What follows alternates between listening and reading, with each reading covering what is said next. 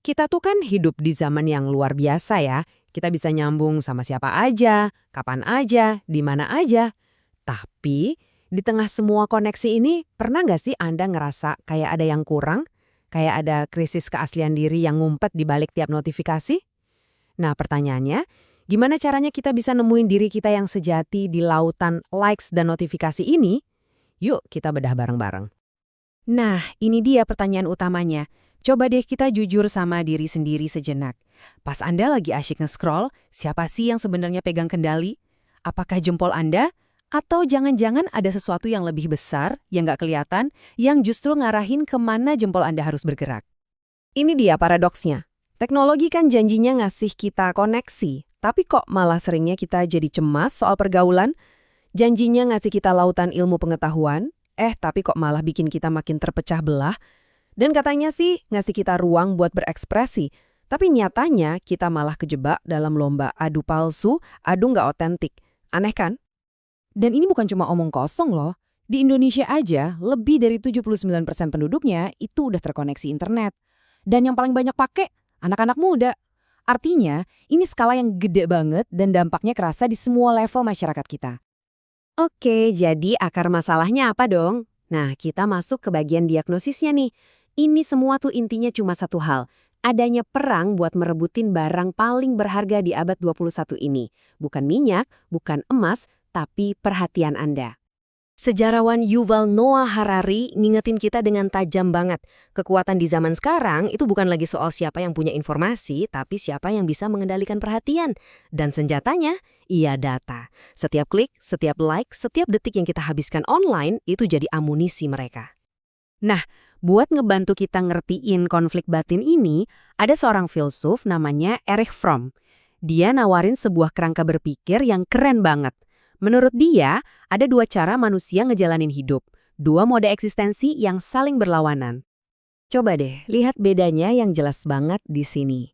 Di kolom memiliki, kita ngelihat dunia yang isinya ngejar angka, ngejar likes, ngejar followers, butuh pengakuan cepat. Ini mode konsumsi. Sekarang bandingin sama kolom menjadi. Fokusnya beda total, lebih ke dalam. Nyari hubungan yang beneran berarti, latihan buat mikir dan refleksi diri. Ini mode menjadi diri sendiri. Pertanyaannya, dunia digital lebih sering dorong kita ke mode yang mana coba? Sekarang kita gali lebih dalam lagi ya. Kalau perhatian kita itu medan perangnya, nah algoritma inilah senjatanya. Tapi perannya itu jauh lebih besar dari sekedar senjata.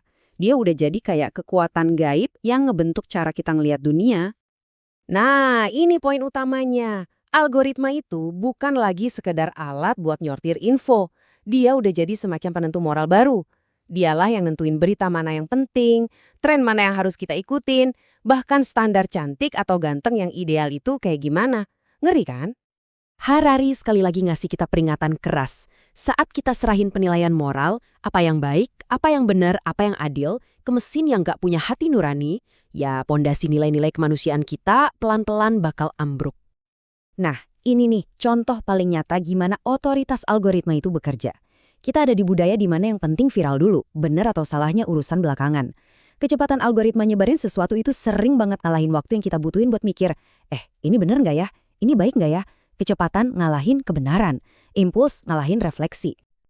Oke, kita udah ngomongin masalahnya panjang lebar. Sekarang, gimana solusinya? Nah, disinilah Indonesia jadi menarik banget, karena kita punya perspektif yang bisa jadi beda dari budaya digital global yang selama ini kita kenal. Pertama, kita lihat dulu budaya digital global yang dominan. Biasanya kan sangat fokus ke pencapaian diri sendiri, butuh pengakuan yang serba cepat, terus-terusan ngedorong kita buat konsumsi konten, dan sering banget nganggep kebebasan ngomong itu ya sebebas-bebasnya tanpa mikirin tanggung jawab. Sekarang, coba kita bandingin sama nilai-nilai yang udah ada di Indonesia dari dulu. Kita punya semangat gotong royong, alias kebersamaan. Kita punya kesadaran kalau setiap tindakan kita pasti ada hubungannya sama orang lain. Kita punya dasar spiritualitas dan pemahaman kalau kebebasan itu selalu datang satu paket sama tanggung jawab ke lingkungan sekitar. Beda banget kan? Gotong royong ini kuncinya. Ini bukan cuma soal kerja bakti loh, tapi sebuah filosofi hidup bahwa kita ini bagian dari sesuatu yang lebih besar dari diri kita sendiri.